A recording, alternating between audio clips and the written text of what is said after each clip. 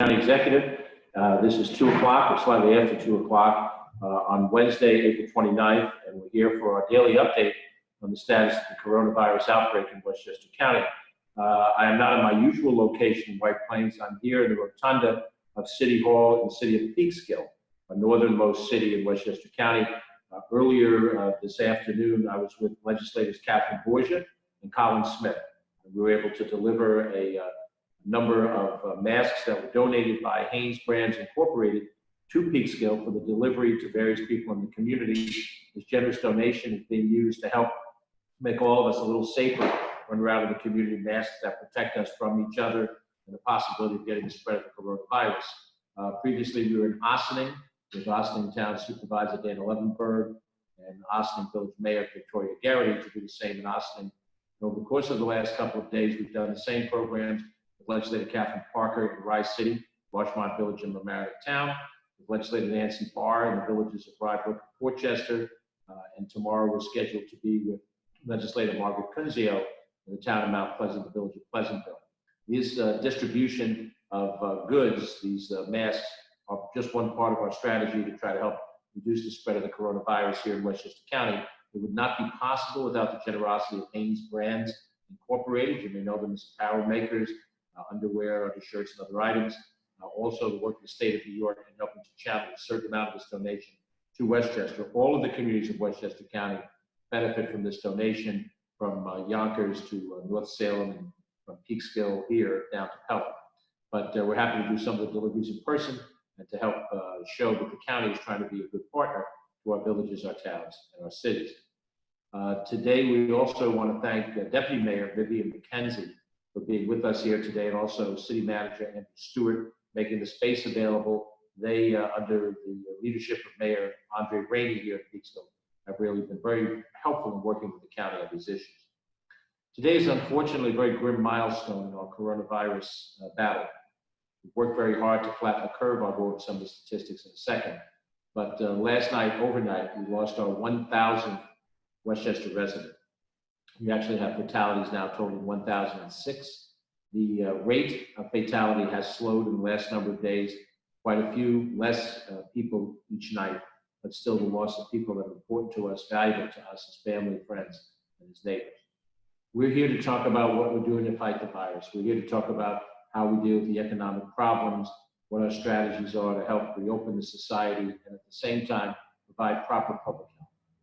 But any update is lacking if it doesn't deal with human health. The only reason why we're going through this is because this virus can take a human being's life. And now, in Westchester County, 1,000 of them have lost their lives. Nationwide, as you've heard the statistic already, we've lost more people than we lost soldiers in the Vietnam War that lasted for 10 years back when I was younger. And the impact of this virus is really profound. It's made changes in our society. We're not yet through those changes, and we have a long way to go. We are resilient people. We're confident people, but we ought not to be a cocky people. This virus has brought us to our knees. Economically, we have the strongest economy. We're very proud of it, and all kinds of people took all kinds of credit for it. The bottom line was that all went away in less than 30 days. Now we see ourselves in a very difficult financial situation. Major industries, small businesses, individuals, governments, not-for-profits, all weakened dramatically by this. And we still don't yet have, through science, as no one would expect in 2 months, we don't have a vaccine, and we don't have an antiviral to cure it. And we have followed, a variety of different news stories here and yon that would tell us that right around the corner is a vaccine, and right around the corner is an antiviral treatment. When that finally does come and science can confirm the efficacy of whatever those drugs are, then we'll be in good shape. But until that moment happens, we have to figure out how to go on with our lives and do it in a productive way, and at the same time do it in a way that respects the fact that this disease is a killer.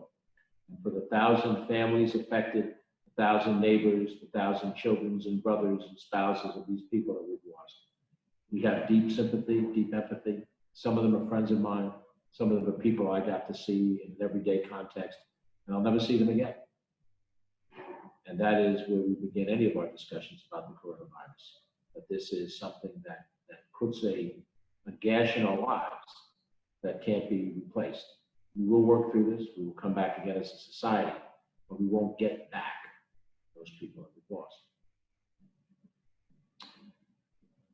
The news today, in general, our statistical outline is we have now tested 28,626 positive cases of coronavirus in Westchester County. That number accumulates day after day. It's going up much more slowly now than it has been earlier this month or late last month. 28,626.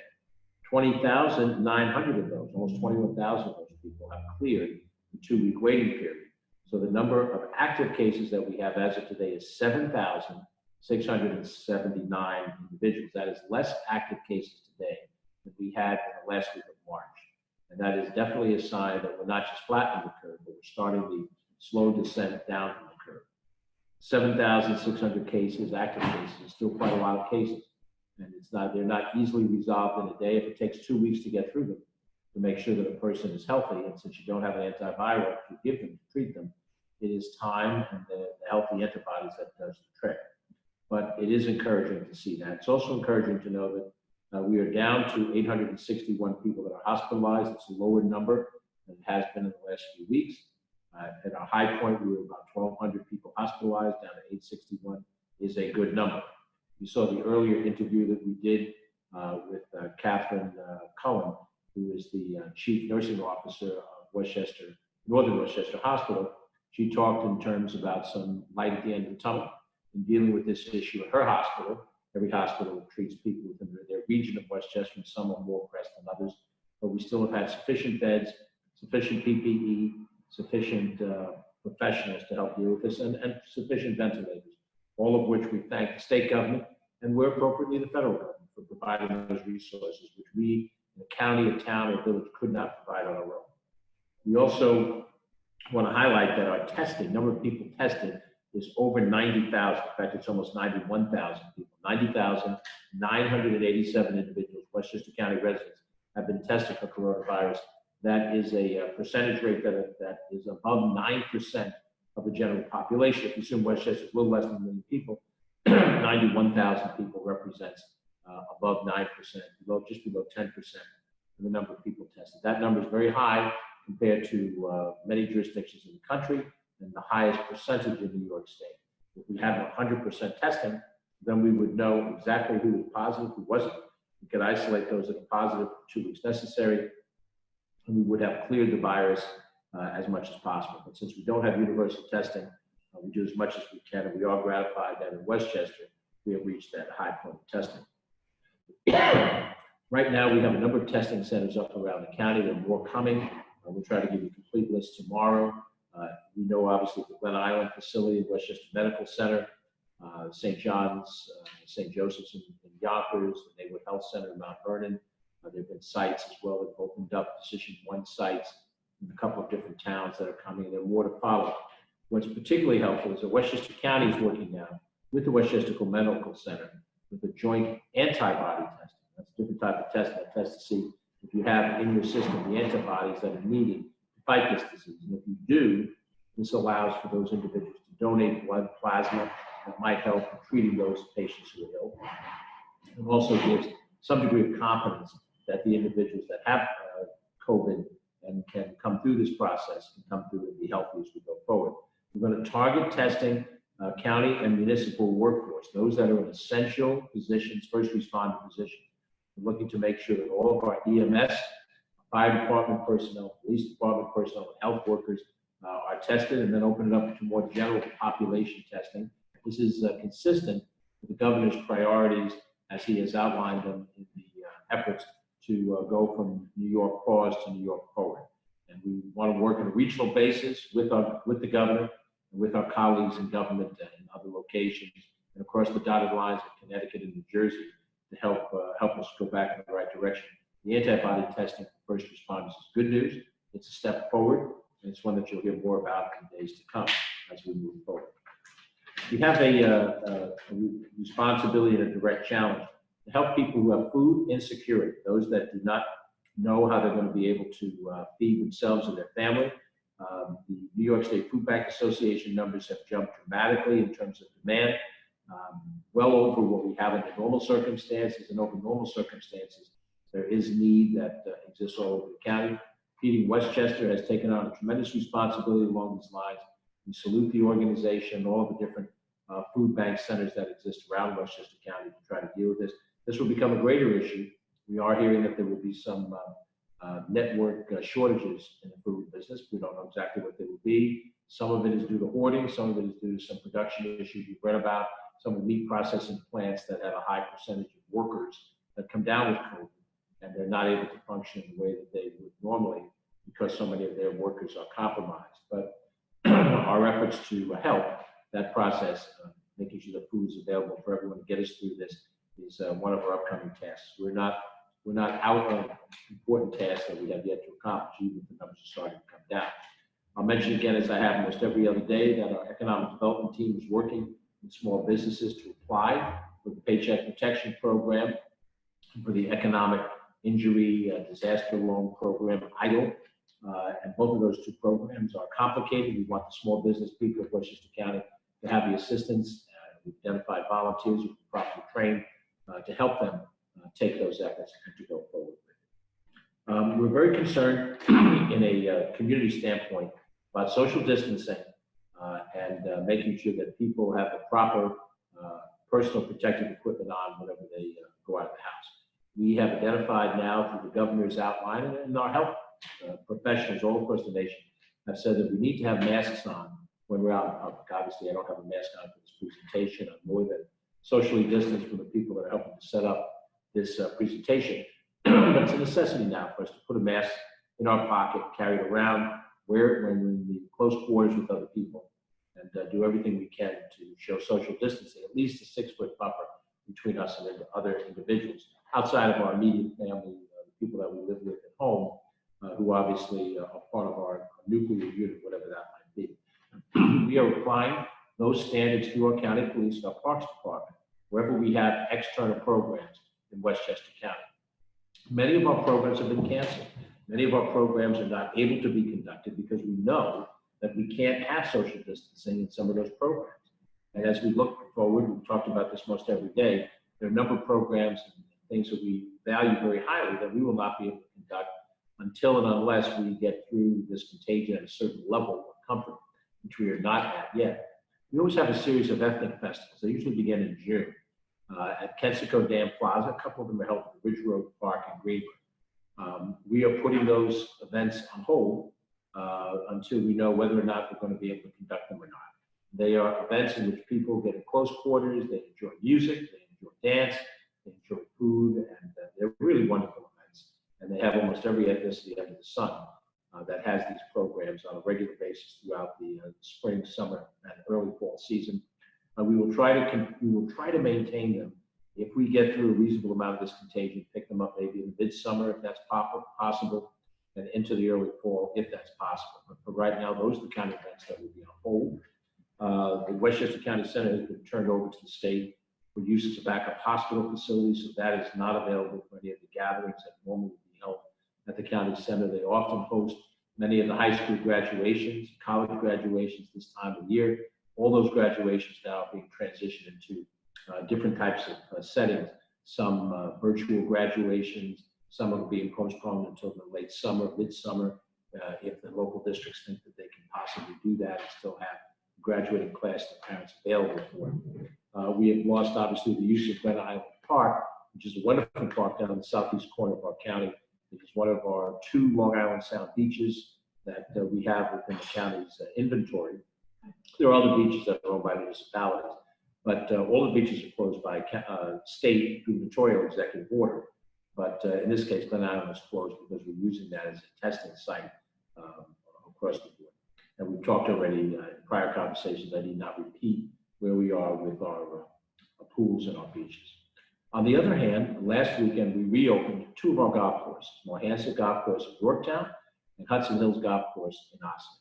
I've spoken to elected officials and residents of those 2 communities, obviously not every resident, but a selected number of people involved with those communities. And the reports we got back last weekend, Saturday was a beautiful day, Sunday not so great, but we had no incidents reported of crowding or problems with social distancing at those 2 golf courses.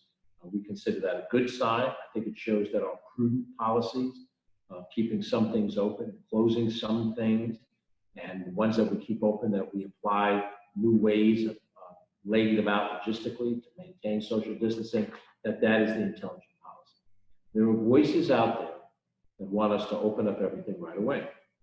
And there are voices out there that want us to shut down everything right away. And while I respect every point of view, this is a democracy, this is not a dictatorship. Everybody's opinion matters. We listen to all of these opinions, but I've yet to be persuaded that either extreme is the wise decision. We have to look at how do we stop the spread of the virus. The spread of the virus at a golf course, if the golf course is properly distanced, is nothing compared to the concerns we have in urban settings, where we have people who live in apartment buildings in close quarters with each other. That is where our challenge is. And for those local officials, as well as those of us at the county level that want to focus on golf course, that energy really has to be directed toward how are we going to function in these urban environments? How are we going to handle a person who lives in an apartment with 3 or 4 other people in what amounts to 4 or 5 rooms, maybe? How are they going to be able to isolate themselves, not infect the other people in their family, and spend 2 weeks in a very confined environment? That's our task. And I think just as when we deal with some of the false optimism that goes with the proposed treatment, medical treatment, we heard about hydroxychloroquine. This could be the answer. Well, it's not the answer. And we're chasing down rabbit holes foolishly. It's foolishness to go after certain things like this. It's also foolishness for us to focus on things that have a minimal impact on the spread of the virus and then ignore the things that really have the maximum spread of the virus. So we're going to have to use common sense, practicality, do that collegially, talk about it. But then when the point comes where we have to make an intelligent decision, we make the decision, and then we assess the decision as we go. If it turns out that something we're doing does not work, if it turns out that a recreation that we're allowing for cannot be handled productively, then we stop doing it. There's no embarrassment. I know it doesn't seem to be very popular these days for an elected official to say, I was wrong. I'm going to change my direction on that because the facts on the ground have informed me of something that I didn't think about before. But I think that's just simple maturity. And that shows sort of the depth of wanting to get it right, not wanting to say that you're right, getting the answer right. And I think when you have that kind of a mindset, then you don't go chasing after, things like the hydroxychloroquine, which leads you on a rabbit's chase, foolishly, just because there's a couple of headlines. And hopefully that's what we will do in our public policy at the county level. It is the governor's authority to make decisions for the whole state, which includes Westchester County. And as I've said, every time this topic has come up, that is the wise decision. The wise decision is to act regionally. The wise decision is to act in a jurisdiction bigger than a town, bigger than a village, bigger than a county, even bigger than a state, and to do it in harmony with the states that are nearest to us. Because we do live in an area that's a tri-state area, 16 million people, more than that probably, in the stretch of land that gets us from southwestern Connecticut into northern New Jersey and includes Long Island as well. Next week, we'll be having one of these updates, might be at a different time, we'll let you know, in which I will be appearing along with County Executive Laura Kern of Nassau County and County Executive Steve Malone of Suffolk County. Both of those 2 counties are larger than Westchester. They're both over 1 million people each. The 3 counties together, when you add up our population, takes us to 3.5 million, approaching 4 million people in a state of 19 million people. So we represent about 20% of the population of the state. And some of the problems that Long Island has, each of the parts of Long Island have, are very similar to ours. When we talk about opening up beaches in Westchester County, consider what it is in Suffolk County, where the summertime beach community is a major tourist destination out of the Hamptons, Montauk. When we talk about the challenges of managing the fatalities of Westchester County as we just approach 1,000, Nassau County now has had to suffer through over 1,500 deaths, and their number rises as well. So our cooperative work between us, also working with Ed Day, the County Executive of Rockland County, Mary Ellen Odell, County Executive of Putnam County, Steve Newhouse, County Executive of Orange County, Mark Molinaro, County Executive in Dutchess, and Pat Ryan, the County Executive of Ulster County, the region to our north. That type of cooperative work is essential. And so we try to make decisions. We won't make exactly the same decisions, but we'll be in contact with each other. We try to do them in a way along the lines that I've just said, that are pragmatic. You decide what it is you're looking for in those of us elected officials. show the right demeanor? Do we make the right public policy decisions? Ultimately, we serve in these offices at your discretion. And there's always a point of accountability. There's a point of accountability every day, and there's an ultimate point of accountability when it comes to an election period. But for right now, there is no roadmap. There is no thing that we can look back on and say, here's what we do when we get a situation like this. So hopefully, we will handle each of these issues as they present themselves. We have a problem with food distribution. We sit and figure it out. We have a problem with the fact that there are so many fatalities in such a short period of time, that our funeral homes, and funeral directors, and our hospitals, and nursing homes, and our cemeteries, and the places where bodies are cremated can't handle the demand. We sit down, we figure it out. We figure out how are we going to sanitize our public transit system and structure it so that people can travel them safely. There's no roadmap. We have to figure it out.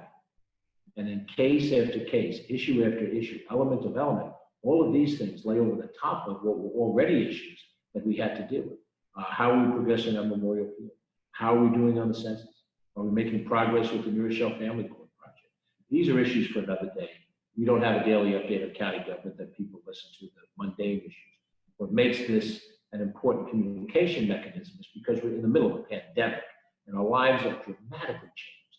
My life is dramatically changed every day. I'm not doing day by day the things now that I did in the prior period of time. And we're not geniuses. I don't project myself nor the team of people that we brought into public service at the county level as being uniquely intelligent and talented. I've got a very good, smart group of people around me. I'm fortunate to have them agree to serve in public office. And together we're trying to make the best decisions. But these are still things that involve dialogue. A little later today, I'm going to be on one of my 3 times weekly calls with all the municipal officials of Westchester County, all of the mayors, the cities, the town supervisors, the village mayors, some of the administrators, members of the board of legislators. And we're going to talk through some of these issues. And we're going to agree to follow up and check and do what we have to do pragmatically to move ourselves forward. But it's important for us to understand that this is the job of self-government. This is what it is, not to have a hereditary king or a military leader who comes in with an army and they take over power. I'm sitting here in the rotunda of a city hall, and this city government, being led by Andre Rainey now, is led by other people in the past. One of the most prominent former mayors of Peekskill was George Patak, who went on to become the governor of the state of New York, served in the state legislature, in both houses of the state legislature. So this is an opportunity for those of us as individuals to determine how best do we help our fellow Westchester residents get through this crisis to the best of our ability. And we know that when the health crisis is behind us, whenever that day comes, where science can tell us, you put the contagion behind you, we will have a significant financial problem. We'll have a significant challenge to reboot the economy. And it won't happen in a week or a month. It may not happen in a year. And we have to be smart, resilient, intelligent adults to know that that's going to happen over time. When I was a little kid, I had expectations that were immediate. If I saw a toy, I wanted it that minute. And then when I opened it up at Christmas time, if I got it, I played with it that minute. And I had an inability to, wait for things. When I knew Christmas was 2 weeks away or 3 weeks away, I was beside myself. I couldn't wait 3 weeks because I thought the way a child does. We all went through that period of our life. You go through 4 years of college. You go through 4 years of any period of time in your career. First full-time job, you're 20 some odd years old, you have a long way to go before you've mastered that responsibility. In my public life, I was a councilman long before I was a county legislator, long before I was a state legislator, and now in this position.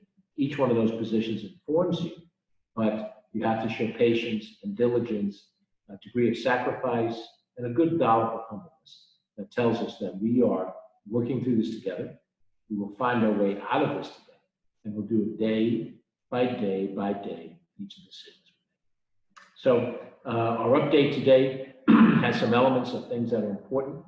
We're going to go to questions. We'll try to answer any questions from the press. If any members of the press think of a question that doesn't get done while we're here on camera, we're happy to talk to them off camera as we go forward for the rest of the week. Our Director of Communications, Catherine Choppy, is with us off camera. Catherine, what questions do you have for us today? Mark from the Journal News wants to know, how important is it for the county and local governments to get federal assistance to stay afloat? And the second part of that question is, what are local officials saying about the financial pain and the need for assistance?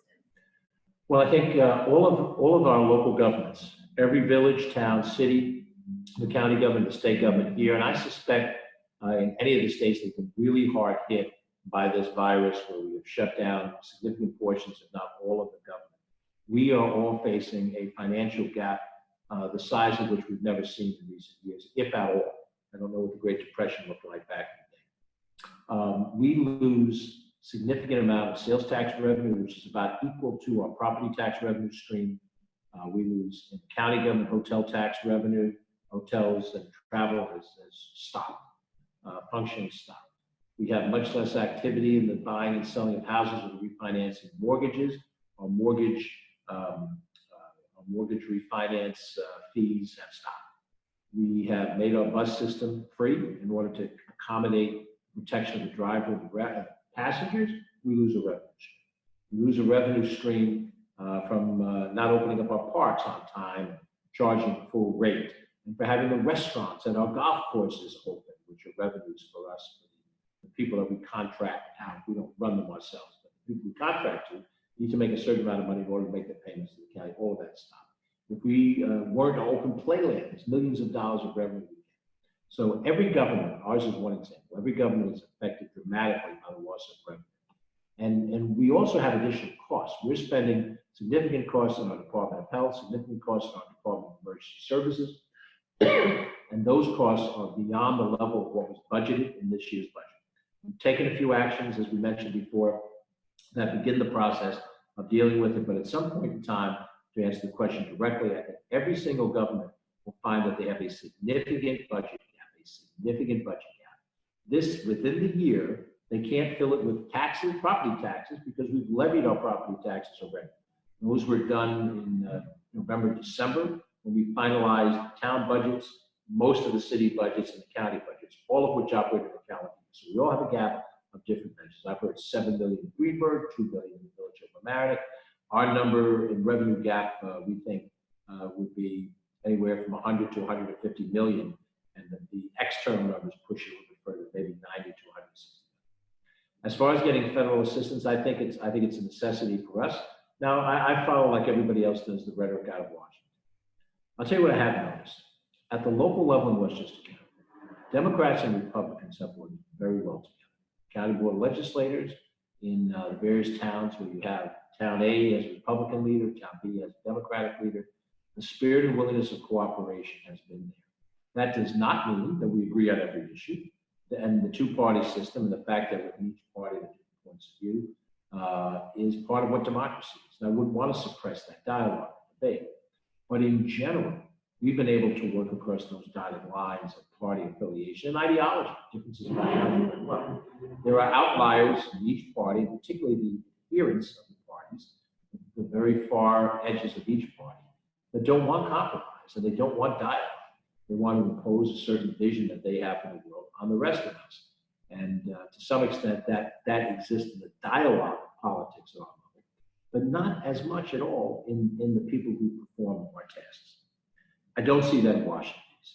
I see a highly divisive Congress. I see a Congress in which parties really want to see division because they believe the surest path to their power is through division. I've heard much more about people saying we don't want to help the blue states, as if you walk around, wearing a certain color every day. New York is not Texas. I work for a corporation based in Texas. Traveled down there quite a bit. The better part of 10 years of my life. Texas is not New York. New York is not Texas. But we're all Americans.